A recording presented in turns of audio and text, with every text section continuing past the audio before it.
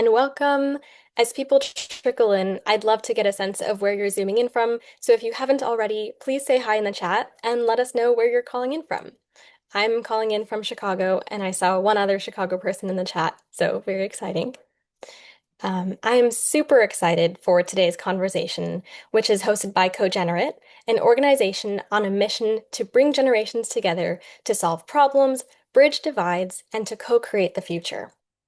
My name is Maya Joshi, and I'm a CoGen Voices Fellow, as well as the founder and executive director of Lifting Hearts with the Arts, which is a nonprofit that aims to connect generations through collaborative art making.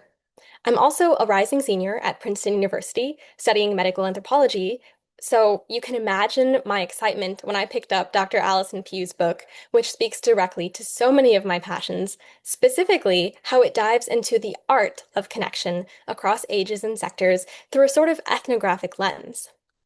The Last Human Job, the work of connecting in a disconnected world, is a book about the human connections that underlie our work.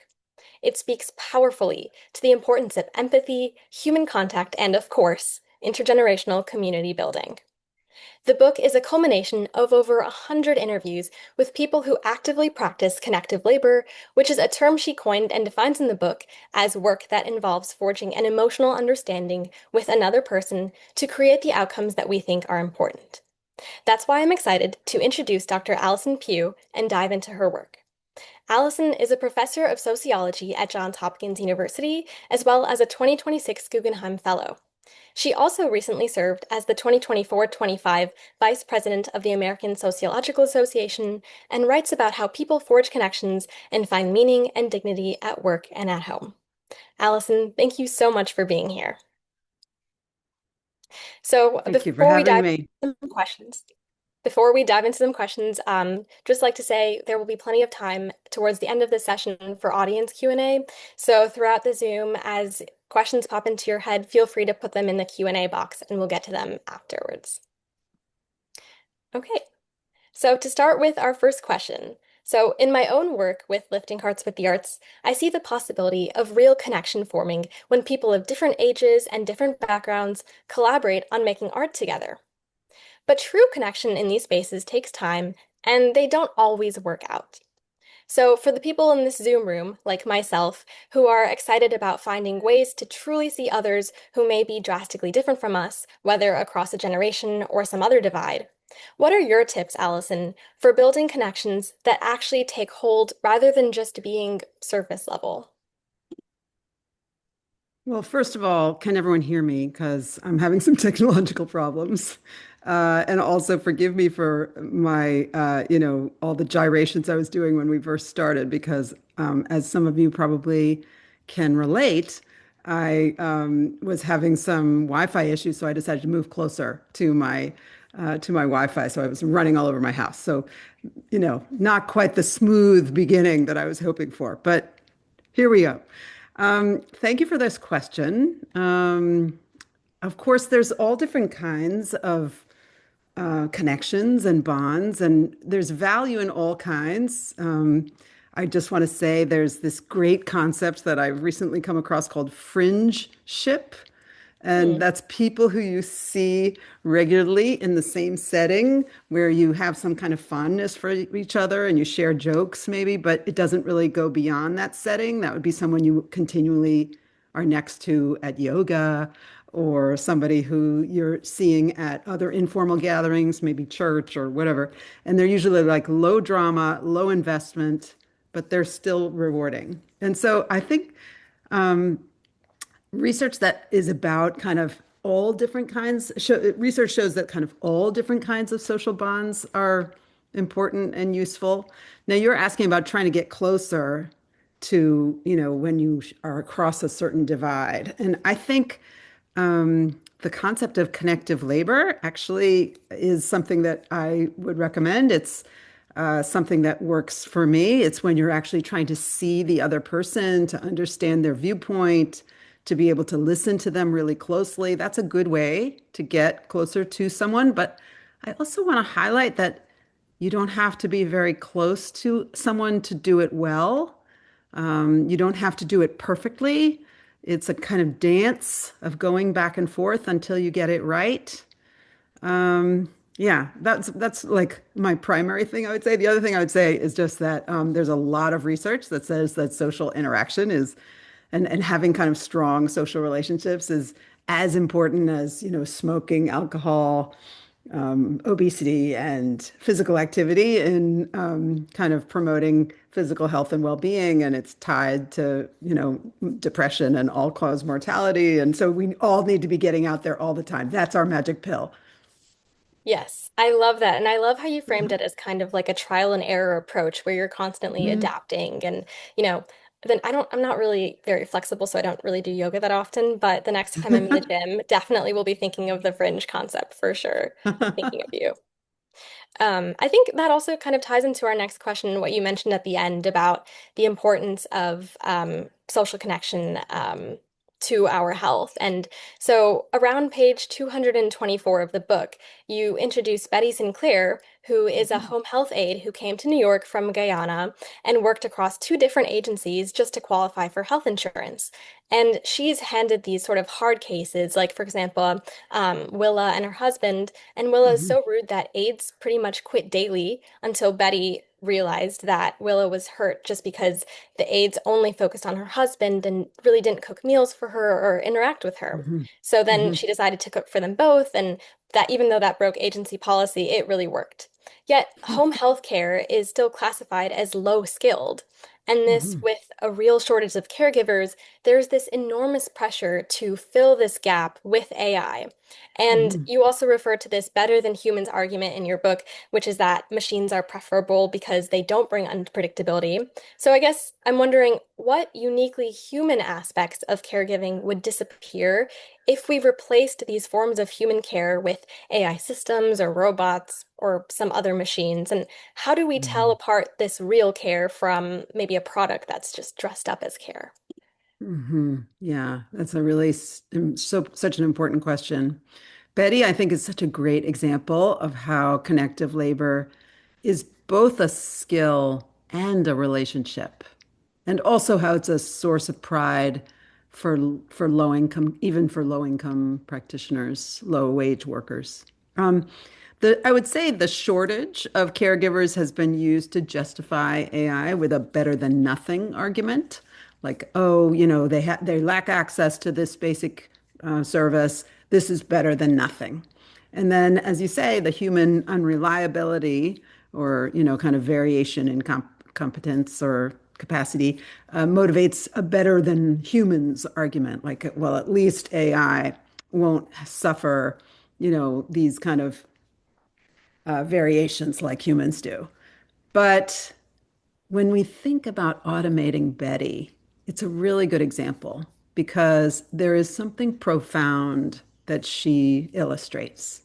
She has she's with the kind of this difficult woman who you know is kind of staging some kind of strike, basically saying, I deserve to be seen in my own home. And when Betty stops and asks the wife, do you want this too? It changes everything and it opens the wife up so that in a way it kind of offers her a certain dignity, like you matter in your own home. And it's something particularly profound when we are seen by another human being. So if somehow we automated Betty, which is not going to happen tomorrow, um, but there are, I would say, while roboticists have long been kind of not able to handle very kind of caregiving tasks because they're non-routine, even though they are considered low skill, they're now kind of venturing in this terrain. They're using generative AI and practitioners with like gloves on that then the generative AI reads to try and automate things that we wouldn't have considered automatable before. So maybe we're not automating Betty tomorrow, but it's perhaps coming. And what we would be automating, really, though, is not just Betty making breakfast for the husband and the wife, but we'd be automating this connection, this deep profound moment of being seen by another human being. And that's what would be missing. Because no matter how good AI is at making people feel seen, and there's indicators that that it is on some level, people feel validated by the words that are coming out of the latest chatbot. What's not happening is that you're not being seen by another human being. And that core relationship is not happening. And there are many kind of follow-on effects from that core relationship. I talk about dignity and purpose, motivation, understanding, but also community, reaching kind of bonds across these divides, as we talked about. And all of that would also not be happening. Unfortunately, the care for the very young and the very old are being tested right now as sites for automation because human care is expensive care when you think that there is a viable alternative. And part of what's happening here is a campaign of like a political campaign, a cultural campaign of trying to convince people that this is a viable alternative. I would say one more thing, which is the tech industry is really trying to have it both ways in terms of using generative AI in caregiving for the elders as well as young people. On the one hand, they claim, oh, the bots are, they're a really good facsimile of what humans do. And so the elder person, for example, is no longer alone. But on the other hand, the technologists are saying, oh, they're not replacing humans. There's nothing creepy going on here. They're just tools. And so they're either just tools or they're enough so that they're not alone. And the answer is neither are true. The elders with Gen AI are still alone. And the AI is more than just a tool because it has actual effects on how people view their other human relationships. There's a brand new study out just this week that showed that people who interact with sycophantic AI or AI that like kind of always tells you that you're right, um, tend to view humans, view their human relationships as not quite worth it. They are more dissatisfied with their human relationships. They are less inclined to kind of go and interact with them more, and they're actually continuing to be just as lonely as they were before. Like the comfort that the sycophantic AI gives you just is lasts for the interaction, doesn't extend beyond it. So there's a lot of problems with it, is all I'm saying. Right, that makes a lot of sense. And I think this idea of sycophantic AI and AI always kind of like confirming or agreeing with you and making you feel good about Mhm. yourself, that doesn't, I resonate with that point about how it Mhm. is fleeting and how it doesn't always stick with you in the long run. Mhm. Mhm. Um, which I think ties really nicely into the next question before we go into Q&A, which is Mhm. um, like you were mentioning, one of the selling points of AI for companionship is that it doesn't Mhm. really judge you and it doesn't push back against you like maybe a friend or a family member would. And Mhm. the therapists and the chaplains that you interview in your book really just do the opposite. Like around page 109, Wanda, who's a therapist, Mhm. describes how she'll meet a client and she'll meet them where they are, but eventually they'll find there's like a hard place that the client is avoiding talking about. And Wanda Mhm. names this and tells them that eventually it's going to be important for us to return back and talk about this. And then we'll keep gently returning to it as trust builds in their relationship. And this Mhm. sort of friction seems to be a part of how humans can actually help one another. So my question is, what do we lose when the thing or the machine or whatever object we're confiding in only ever agrees with us? What is the role of friction in, or in connective labor, or, what is the importance of being challenged by someone who truly sees you? Yeah, I love this question. I think about it all the time.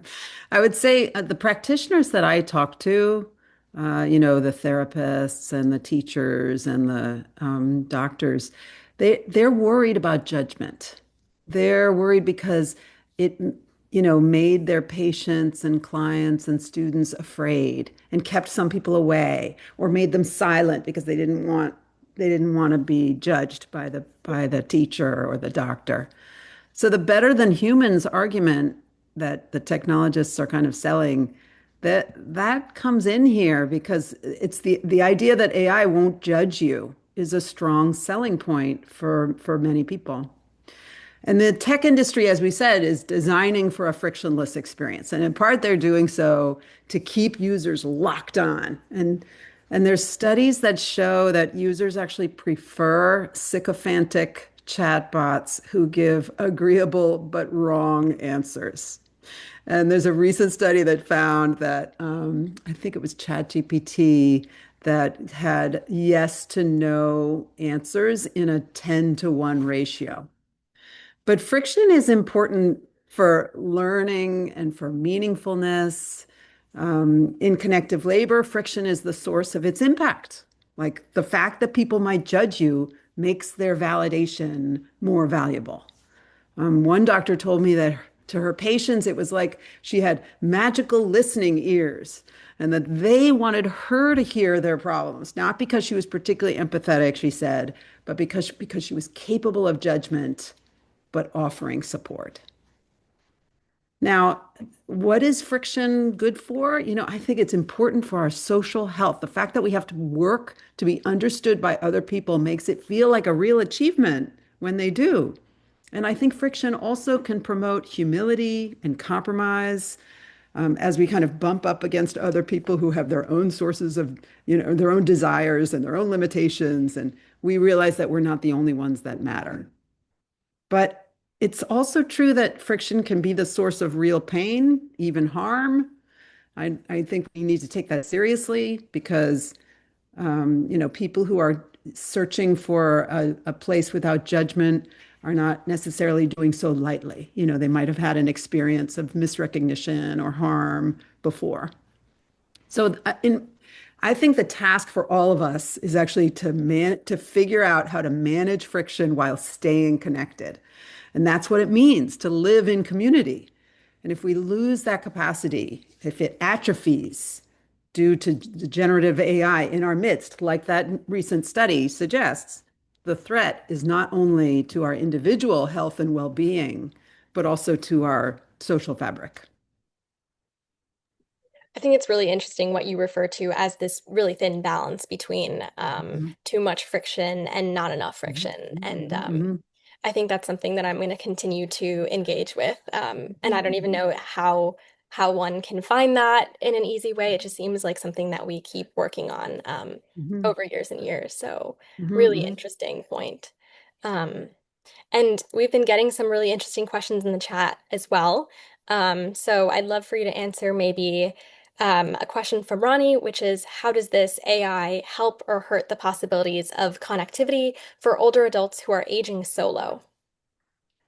Say that again. I'm sorry. I was like distracted trying to read them and I should not even look at that. You say that again. I'll just pay attention to you. All good, all good.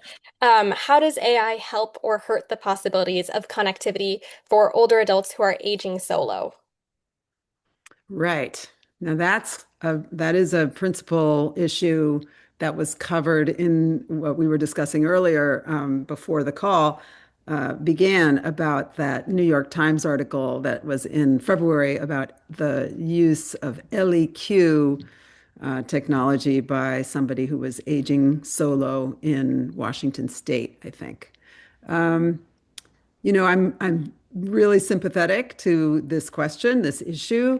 The question is, what kind of assistance do people need when they're living solo? But I think a really strong way to think about, generative AI is was offered by a recent article that I read, suggesting that we think about it as entertainment. If we think about it as entertainment and not a companion, which gets at that kind of weird having it both ways thing that the technologists are trying to do, straddle. If we think of it as entertainment, then I think it's closer to how it would help. It would make you feel, like it would occupy your mind and your heart to some degree. And but and perhaps it could serve as a reminder, like your Google Notes or whatever. It could, there are kind of tools that it could do. But in terms of this kind of the social relationships that anchor our human health and well health, mental and physical health, it's not going anywhere near that.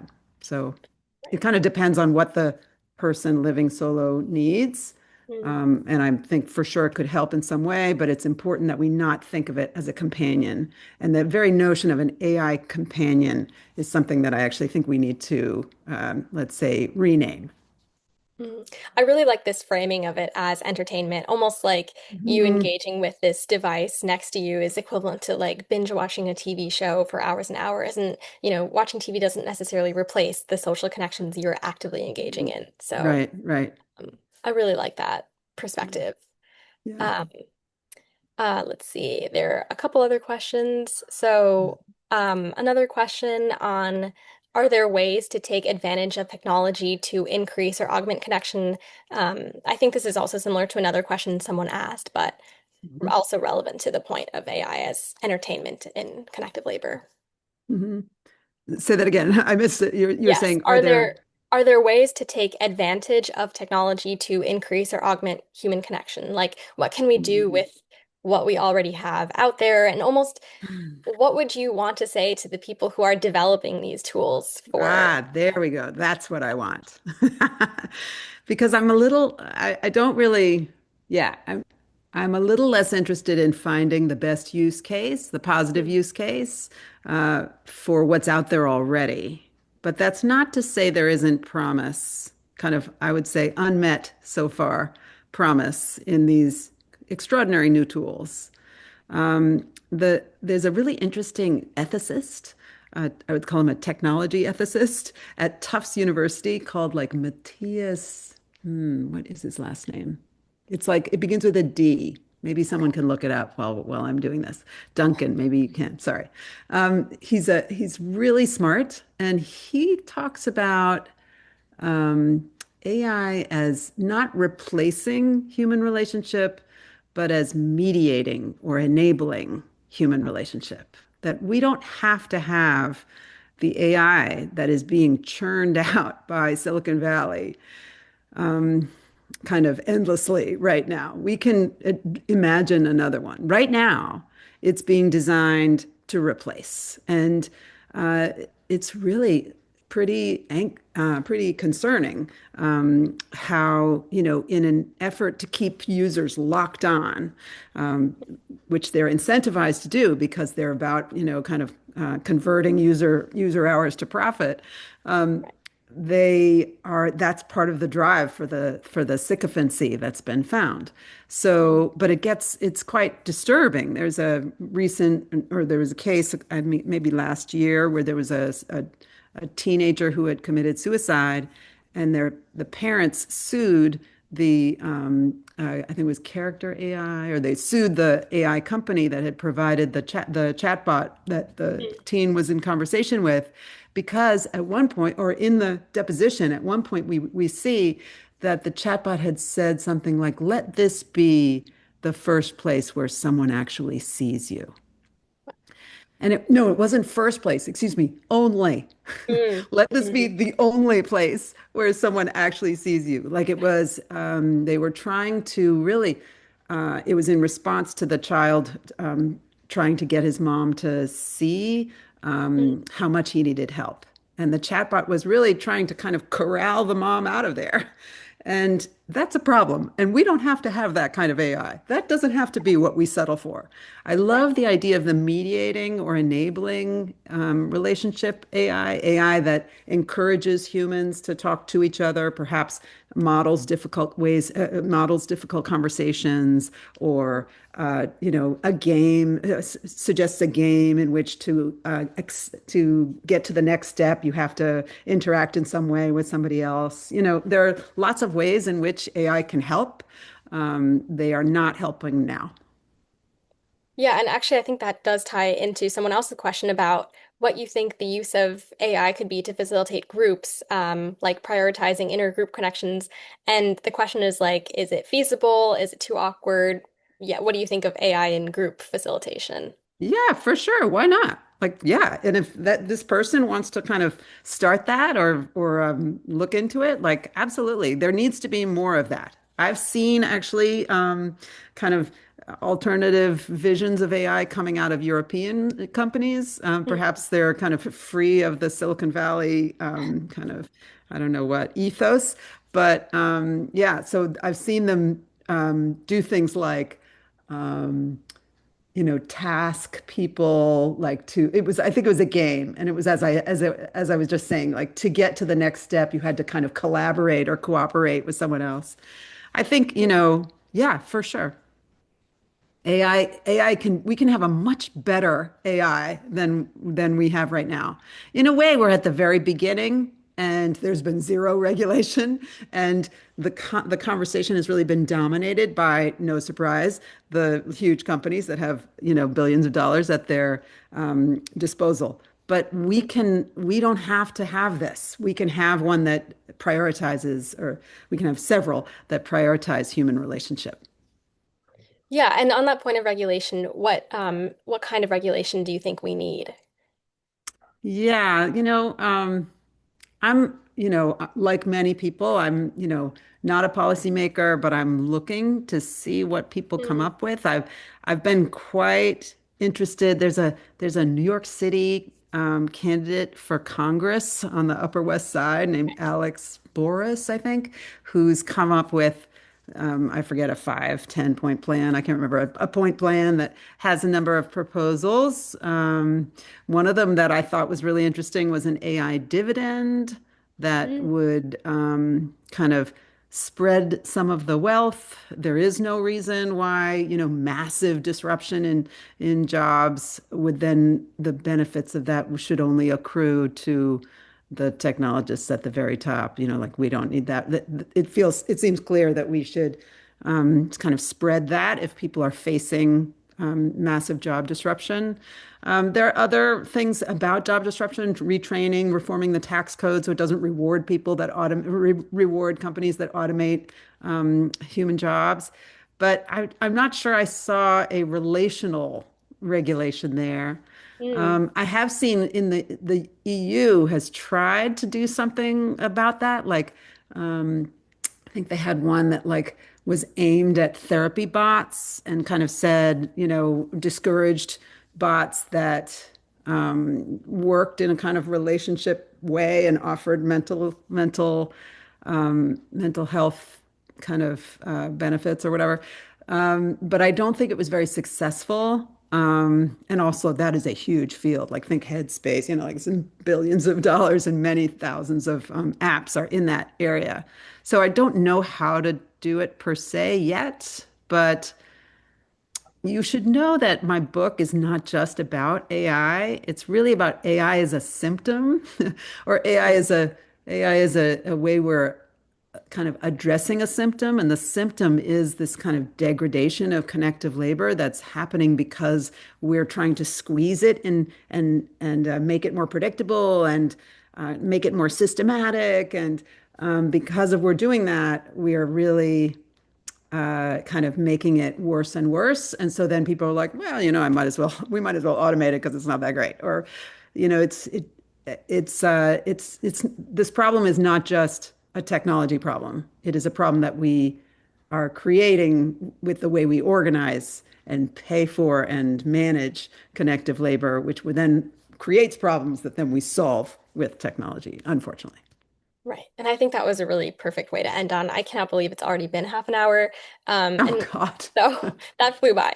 But with that, thank you all so much for attending. Before you go, please respond to this quick one question poll asking whether after attending today's session, you feel inspired to include more older and younger people in your life. And also make sure to order Allison's book, The Last Human Job, The Work of Connecting in a Disconnected World. Duncan added a link in the chat, and you'll also get more info and links in the follow-up email.